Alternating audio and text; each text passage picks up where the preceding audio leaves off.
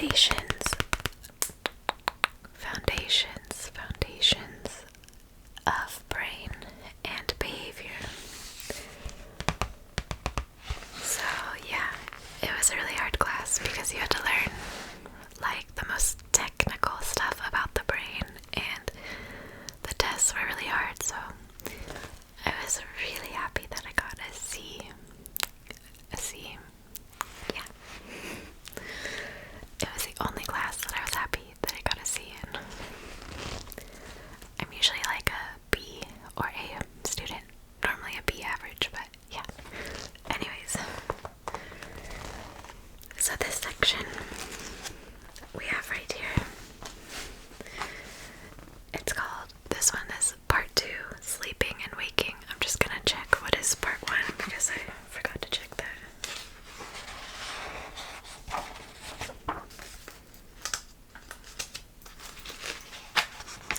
On page 278.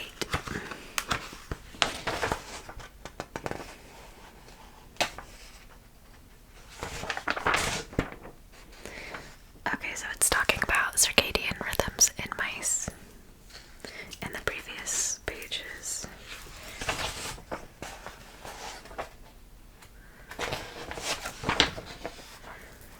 Oh, okay, maybe I should just start from the very beginning of chapter 10. So, it's the biological rhythms and sleep. And the heading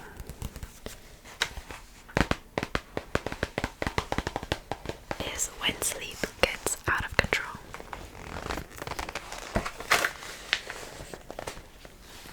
So, I hope you are relaxed, and ready to go to sleep. Actually, I started my YouTube channel, some of the confidence that I had to start my YouTube channel was thanks to my mom, who I would read her my essays and like anything written that I would read her. Typically I would read to her a little bit too late and then she would fall asleep. At the time I wasn't that happy about it, but she said my voice just was really calming and helped her sleep, so I take that now that I'm older as a compliment. So yeah, so I'll just pretend that I'm like reading you my essay, but it's not me that wrote it. It's Neil Watson and Mark Breedlove.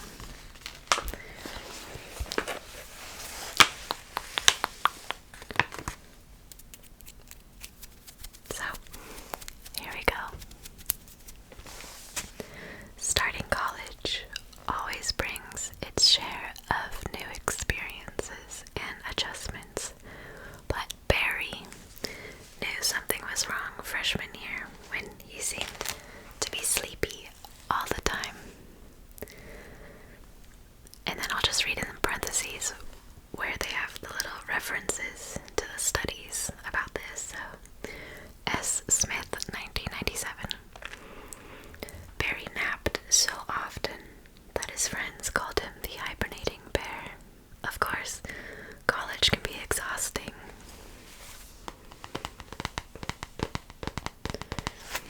And many students seek refuge in long snooze sessions, but one day, while Barry was camping with his pals, an even odder thing happened. I laughed really hard, and I kind of fell on my knees. After that, about every week, I'd have 2 or 3 episodes where I'd laugh, where if I'd laugh, my arm would fall down, or my muscles in my face would get weak, or if I was running around playing catch and someone said something, I would get weak in the knees. And there was a time that my friends kind of used it as a joke. If they're going to throw me the ball and they didn't want to catch it, they'd tell me a joke and I'd fall down and miss it.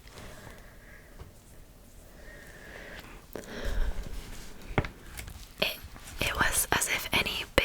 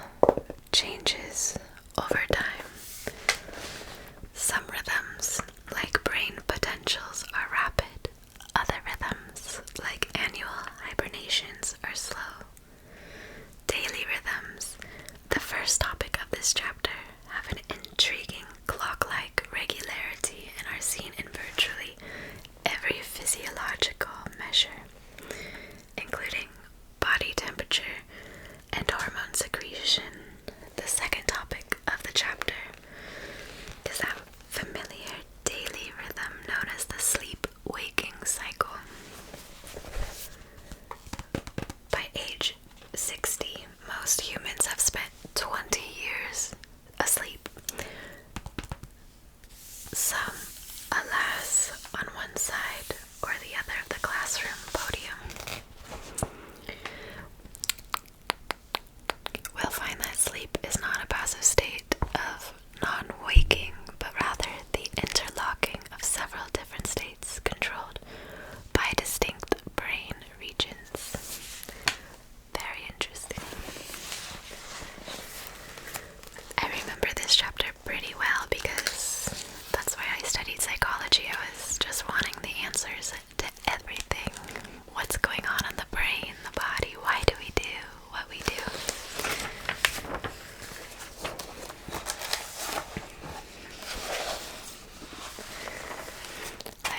Like I don't even need to read the part. Like, there's one thing I remember, and it was the, oh gosh, now I'm gonna forget it, of course. But I'm sure it'll pop up in my brain.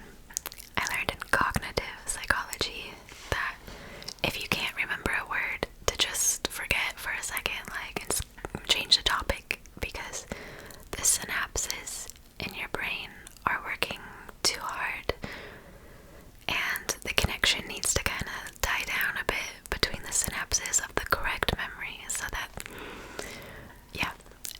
Anyways. Okay. Part 1. Biological rhythms. I really like that sound of page turning, but there's so much text that I'm not going to be turning pages so often, so I'll just pretend.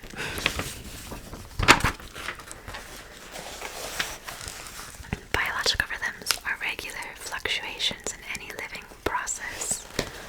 Almost all physiological processes, hormone levels, body temperature, drug sensitivity, change over the course of the day. Because such rhythms last about a day, they are called circadian rhythms. From the Latin circa, about, and dies, day. Circadian rhythms are by far the most studied of the biological rhythms, and they will be our major concern in this chapter. Wow, circadian rhythms are the most familiar. The most familiar. You should know that some biological rhythms are shorter than a day. Such rhythms are referred to as ultradian because they repeat more than once a day. The Latin ultra, ultra, ultra means beyond, beyond, beyond, beyond. And they vary from several minutes to hours long. Ultradian, I hope I'm pronouncing that right. Ultradian, I'm guessing because it's like circadian, ultradian. Ultradian rhythms are seen in such behaviors as bouts of activity, feeding, and hormone release. For example, humans show a 90-minute cycle of daydreaming. Oh, that's cute. 90-minute cycle of daydreaming. That was from the study from 1981 by P. Lavie and Kripke. Biological rhythms that take more than a day are called infradian. Infradian rhythms because they repeat less than once per day. The Latin infra means below, below, below. A familiar infradian rhythm is the 28-day human menstrual cycle. Many animal behaviors vary across the year. For example, most animals breed only during a particular season. There's also growth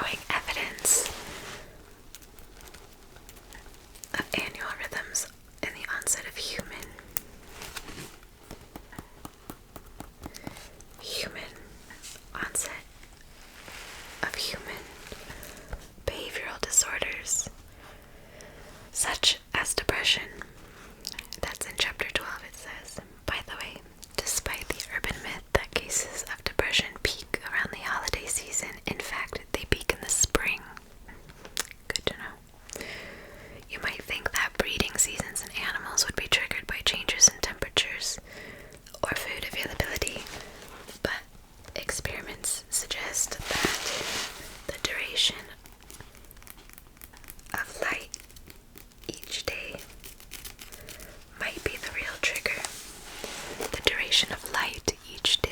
The duration of light each day might be the real trigger, because in the laboratory, animals exposed to short days and long nights, mimicking wintertime conditions, will often change to the non-breeding conditions. That's what I experienced in Hamburg, Germany, and I did not like it. Did not like it. These really short daylight days. Oh man, sun going down at 4 p.m. It was so not fun. My mood was definitely affected. Anyways, and it says to look at figure 10.1, which is down here. Little hamsters, little hamsters. Little hamster 1, little hamster 2. A hamster for all seasons. Next, we'll concentrate on the best studied biological rhythms, circadian rhythms, in which light also plays a crucial role. The next section is called Many Animals Show Daily Rhythms and Activity. Humans and many other primates are diurnal, active during the day, but most other mammals, including most rodents, are nocturnal, active during dark periods. These circadian activities are extraordinarily precise. The beginning of activity may vary only a few minutes. Only a few minutes.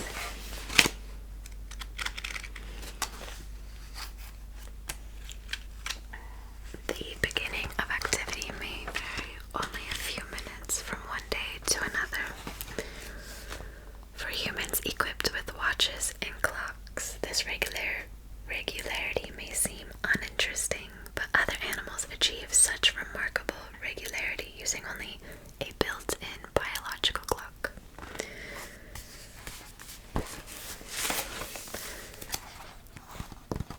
Circadian rhythms are generated by an endogenous clock.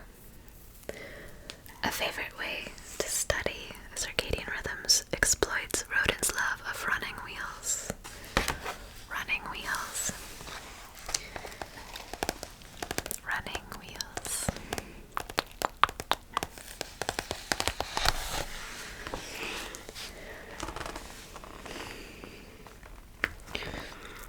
A switch attached to the wheel connects to a computer that registers each turn, revealing an activity rhythm as in figure 10.2a.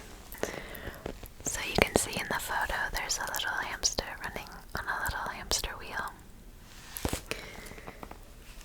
A hamster placed in a dimly lit room continues to show a daily rhythm in wheel running despite the absence of day versus night, suggesting that the animal has an internal clock. But even when the light is constantly dim, even when the light is constantly dim, it is always possible that the animal detects other external cues. For example, e.g., outside noises, temperature, barometric pressure, who knows, signaling the time of day. Arguing for a biological clock, however, is the fact that in constant light or dark, the circadian cycle is not exactly 24 hours. Activity starts a few minutes later each day, so eventually the normally nocturnal hamster is active while it is daytime outside, figure 10.2b. So the B, where is that?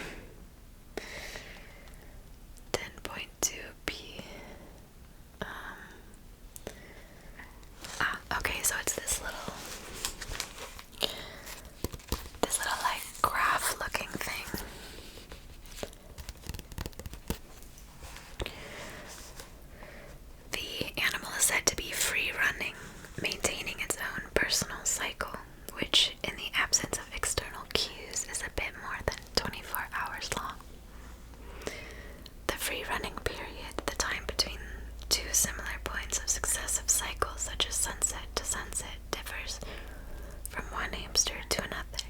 If two hamsters are placed in constant dim light next door to each other, eventually one may be active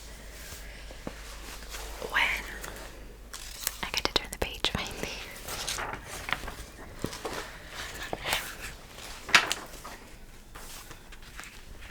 When the other is asleep.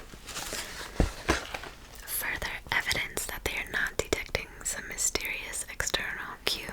Rather, every animal has its own endogenous clock, with periods that vary from one animal to another.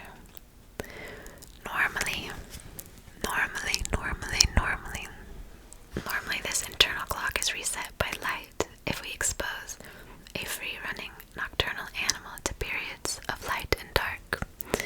The animal soon synchronizes its wheel running to the beginning of the dark period.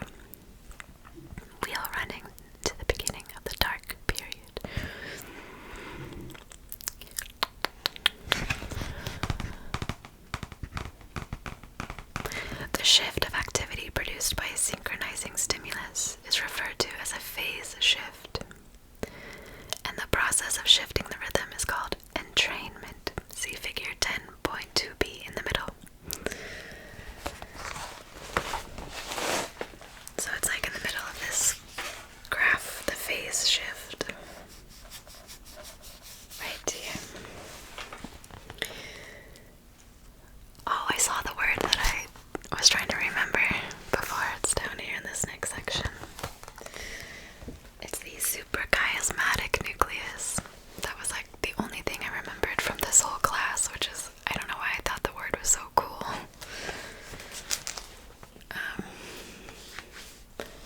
And the process of shifting the rhythm is called entrainment. Any cue that an animal uses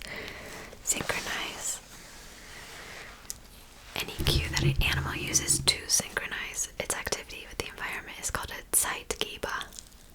German word. But I mean, if I didn't know German, I would have pronounced that Zeitgeber, probably. German for time giver. Zeitgeber. Cool. Light acts as a powerful Zeitgeber, and we can easily manipulate it in the lab. Because light stimuli can entrain circadian rhythms, the endogenous clock must receive input from the visual system, and what we'll confirm shortly. We humans experience a phase shift. We call it jet lag when we fly from one time zone to another. Flying 3 time zones east, say from California to New York, means that sunlight arrives 3 hours sooner than our brain expects. The next morning, we'll probably have a hard time waking up at 7 a.m. New York time because it's 4 a.m. California time. In the absence of jet travel, the major value of circadian rhythms is obvious. They enable us to anticipate.